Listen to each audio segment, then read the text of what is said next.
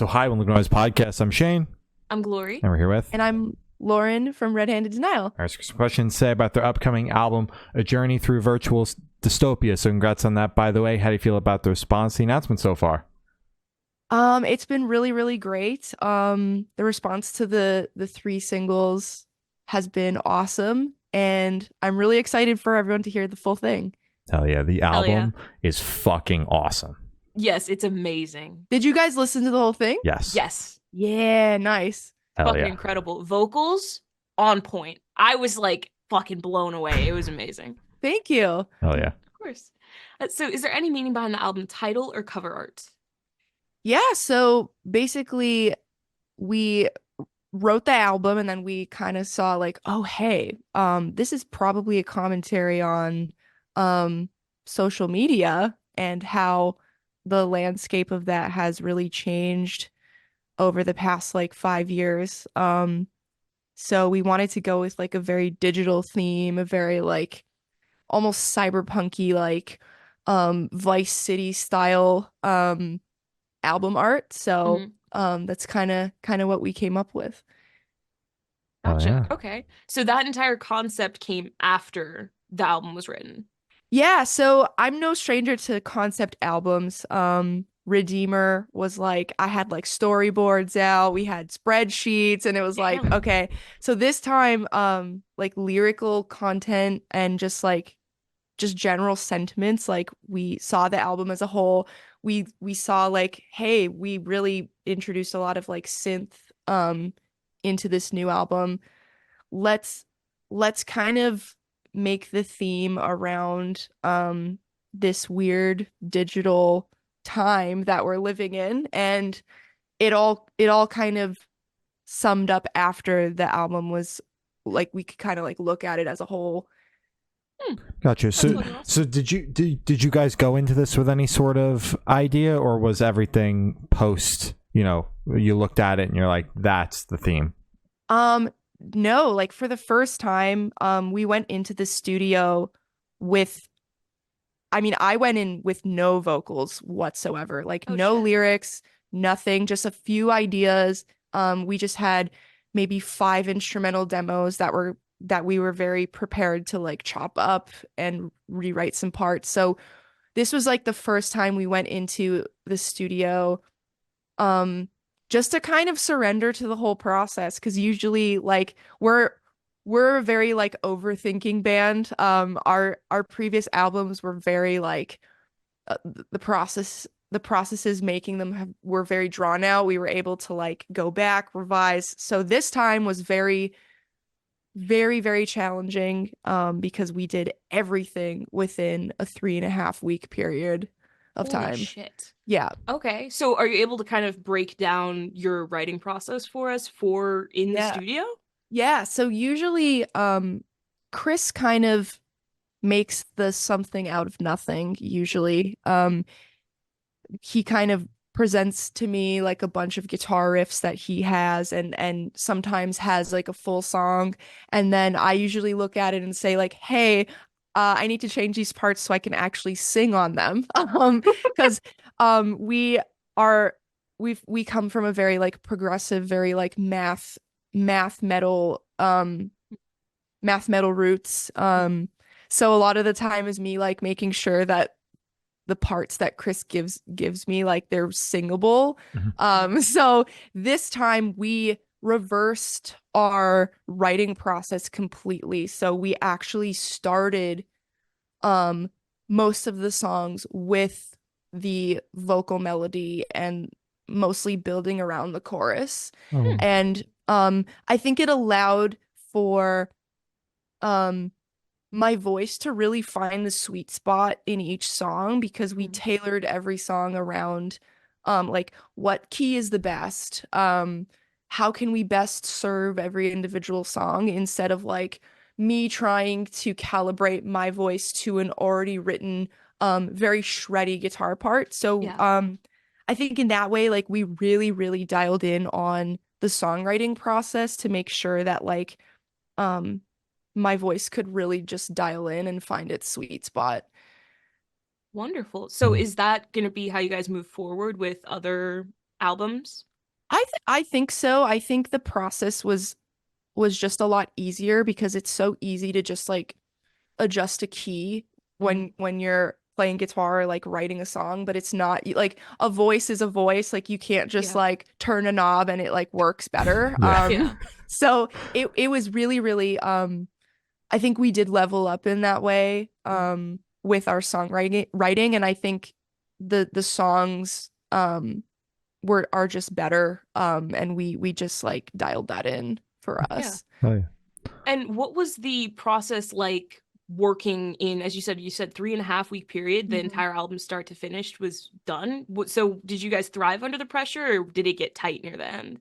Oh, I was so stressed. Like going in, like we worked with Lee Albrecht, who like I've worked with 100 times. Like he works with me on a lot of like my covers and my own projects as well. Mhm. So I'm no like Lee and I are no strangers. Like we work really well together. Um, but to do a 10-song album in a 3.5 week period is like insane. Mhm. Yes. So we got to like the end and we realized like, oh my God, like we need another song. We were like one short. Uh-oh. So we were kind of digging in Chris's archives. And we found a bunch of songs that Chris had done with Lee um prior to the pandemic. Mhm. And we were like, okay, what can we salvage out of this because they weren't used, and how can we make these better? Mhm. And those two songs became Eat Glass and I Hope You're Happy. Hmm. So we kind of like were really, really digging with that. So it was like a happy accident that we found those in like some archives and they actually really, really worked. I think I Hope You're Happy is like one of my favorite songs on the whole album. Mhm.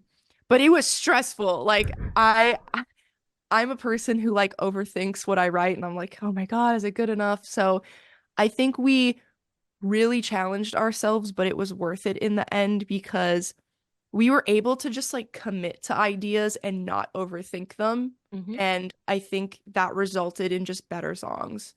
Yeah. Absolutely. Yeah, because you're not like overworking it Right. over. Yeah. Mhm. Yeah, I'm curious, like, why the decision was made to work on the record this way, like under the pressure. When I feel you mentioned previous releases have been like storyboarded out, and like you've been able to kind of overthink things. Was there like the conscious thought of like we don't want to overthink this record, and that's why you decided to do it this way? There are other factors. We obviously like post-pandemic, the pandemic like really hurt our band as far as like the momentum. Like we had 2020, like we had a full year of touring planned and then that was pretty much done. And I really think that hindered sort of the momentum of the band. So everyone had to go do their own thing after the pandemic. So I think working on an album in such a quick time, it was because everyone has jobs. Like Yeah. we had to really find a scheduling that worked for everyone. And this was like the time. So we were like, we're doing this. We're gonna challenge ourselves. And Chris has a health condition and he wasn't able to come across the border to Grand Rapids. So he stayed in Toronto and we were like phoning him in through video calls and it was like we were like, okay, Chris, like we really obviously want your touch because you are co-producer on this album. Um, so it was very different, but I think we thrived under the pressure at the end of the day, despite it being super stressful during. I think now looking back on it and hearing the songs, like I think we at the end thrived in that way. That's Hell good. yeah. Hell yeah. Wonderful. So what song off this album took longest to write, and which one is your personal favorite? Took longest to write. Weirdly enough, it was I Hope You're Happy. And you'd be surprised at how quick, like, I mean, obviously it was 3.5 weeks, but Parasite was like a day. And then shit. One More Night was like a day and a half. But I Hope You're Happy. We spent like 2 full days just on the bridge. Oh, And damn. so we went through the whole process and we're like, okay, we've done so well. We're kind of waiting for the shoe to drop, and I hope you're happy was the shoe, because we were trying to like get the violins right. We were trying to like get the crescendo to a point where like we felt good about it. Mhm. But it was I hope you're happy was the wrench, weirdly enough. Because wasn't that one of the songs that was like pulled out of the Yes. yeah Yeah, because we listened to it, and the song used to be called Clutch, and it had a completely different vocalist on it. So we had to like RHDify it, if that makes sense, and we had to make it so like my voice would shine on it, because I think the verses were a little bit low for me, but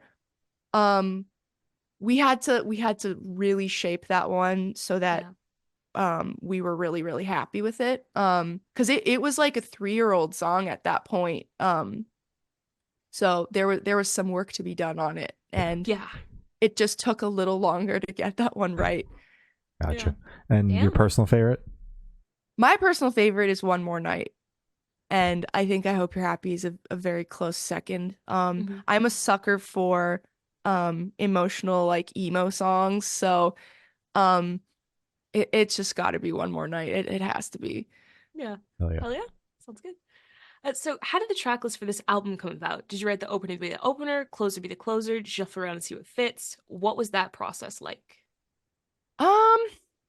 It's very obviously a very unconventional track order. To have Smokescreen cradled by 2 interludes, people have brought that up and been like, that's weird. And I'm like, I agree, it is weird. And I think like the whole point was like, we wanted to get weird with it and not follow any like, conventional track orders, because usually it's like, oh, your track 2 and 3 are the singles, and then your track 7 is the deep cut that no one cares about. And it's like, we don't care about that. Like, we just wanted to tell a story and not be kind of stuck in that box. So when we were putting the track order together, we were just like, okay, putting Eat Glass where it is like wild. Yeah. But then we're like, fuck it, let's do it. Like, we don't care. We want that shock value and like that contrast to have like Eat Glass and then you have I Hope You're Happy. And that's kind of just how we thought about it. Like, we didn't really care. And we're just like, this is what we want, and we're gonna do that. Yeah. And fuck what everyone else thinks. Yeah. Exactly. And we were just like, we could have named the album just Virtual Dystopia. And we were thinking about that. It's like, that rolls off the tongue a little better. But half the time people can't even say our band name correctly. So we're like, let's make it a Journey Through Virtual Dystopia and make it super clunky. The SEO will actually be a little happier that way, but whatever. Yeah, we just didn't care. We didn't care. So it's just a big fuck you overall. Yeah, pretty much. Yeah. That's great. Yeah. All right. Yeah. So where is your headspace at while you guys are writing this album? I think when you're kind of under a proverbial gun, like a creative proverbial gun, it's like, right now you have to write this in this time frame and it has to be good and you have to like it. I had to almost force myself to like get creative at times because we had the time constraint. So there were days when my headspace was like, oh my God, I'm not gonna get through this. We're not gonna finish. It's gonna be terrible. So I had to find like things to like flex the creative muscle under the pressure. So what better way to do that than to reminisce about your past and trauma and go into places in your brain that you don't necessarily want to go. But I think it was worth it, and I think it was almost like a mini like therapy session for me. Good. Because I was able to like talk about things in the lyrics that I haven't yet. And I think I got really personal with I'd rather be asleep. which was like a testament to my mental health during the pandemic. But I think with the new album, it's really talking about like my past and like really diving into like some places that I didn't really want to go, but I did. Mhm. Yeah. But I think it was worth it. Being so personal, is there any extra anxiety with putting this one out because it is such like a personal piece of music for you? I think it's always daunting to get really vulnerable because I resisted that anything like prior to I'd rather be asleep. But I kind of saw the reception to songs like Fix Me and Father Said, and I was just like, okay, I think these songs are really helping a lot of people. And so I've kind of just been rolling with personal experiences, because I know there's people out there that Mhm. have probably experienced similar things or are experiencing those things. So it is scary, obviously, because, family and friends are gonna listen to this too. And it's like, Yeah. oh, I've gotten text messages like, is this how you felt? Is this what happened? And I'm like, yeah. And like sometimes people really didn't know, like people close to me like didn't know that was how I felt. Mhm. So in a way it has brought me closer to some people. And it's been really interesting to see like especially family members just like connect with it as well and realize things that they didn't know about. Which is cool but also scary because, Yeah. I think we all struggle with acceptance and we all want to be loved by the people who are close to us. And Mhm. um yeah, it is scary. I can't lie, and it is scary to be vulnerable. Yeah, I 100%. appreciate you being so honest about it because you could totally just be like, nah, it's good. Like, I don't mind it. It's just part of being an artist. But I appreciate you just being like, it's scary, and my family's gonna hear it, and I don't know what they're gonna think. Like, Mm. Yeah, I think people are lying when they say like they put up the invincibility wall. And I Oh I yeah. think like, I've been doing this for a hot minute, and I think like when we're young, we want to be invincible to people. And as I've like gotten older, all like a lot of my walls have come down, and like I'm not like I want to be more vulnerable because like I think my energy is better spent like writing things that are meaningful and close to me, as opposed to like pretending that like I'm just a robot and I'm invincible. So I think like artists, when they're like, I don't care, I can do whatever I want. And no, you're lying. You actually, deep down inside, there's someone screaming in there mhm. Mhm. and they want you to just be honest. Yeah. Like, Exactly. Yeah. Damn right. So, how do you recommend your fans to listen to this album for the first time? Should they play it in the car with friends, dark with headphones on? Should they work out to it? What do you personally recommend? I would just recommend listening to it front to back. I don't care how you listen to it. I know that like a lot of people work out to Red Handed Denial, and it's Mhm. like, if you're gonna hit your PR today Yeah. listening to our album, do that. Like, do whatever is most comfortable for you. Mhm. I just really recommend giving it the time, go through the whole roller coaster, because it does tell a story. And um I think people will find a lot of hidden gems in there. Absolutely. Oh yeah. Damn right. So this question should be super, super quick. Off the top of your head, I want you to describe this album for new listeners in 3 words, no more, no less. Okay, fuck all genres. There you go. Hell I think yeah. I think that is a good thing, because people ask us like, okay, so how, like, what genre are you? And I'm like, I don't know. Like, I literally don't know. Listen So to it. I just don't. listen. Like, so Yeah. fuck all genres. Those are my 3 words. That's good. Hell yeah. Wonderful. And are you able to touch on any particularly challenging or standout moments from the creation of this album, positive or negative? Um, Standout moments. I think there was a moment for One More Night when we had the chorus melody. Um, and I was just like, okay, where are we going with this? Like, what do we want to do with this? And so like I sat down at like the computer, the master computer, and I was like, okay, I need a keyboard right now. So I started playing like just a simple like synth line on the keyboard. And for whatever reason, I was thinking about Zed Hmm. and Ellie Goulding. And I was like, okay, I don't know why I'm thinking about this right now, but we're gonna roll with it. Mhm.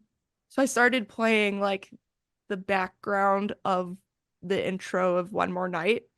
And then we were like, okay, we know exactly where this song is going now. So that drove the rest of the song. Huh. And that was a nice moment for me because it was like the first time I actually was able to like bring in my piano skills into like our music, which was super cool. So I Yeah. actually got to like physically play the synths in One More Night, so that was Mhm. really cool. Yeah. That's It's fucking awesome. Hell yeah. Yeah. So for this question, I want you to picture you're on tour. You're at a gas station for a rest stop. What is your snack of choice?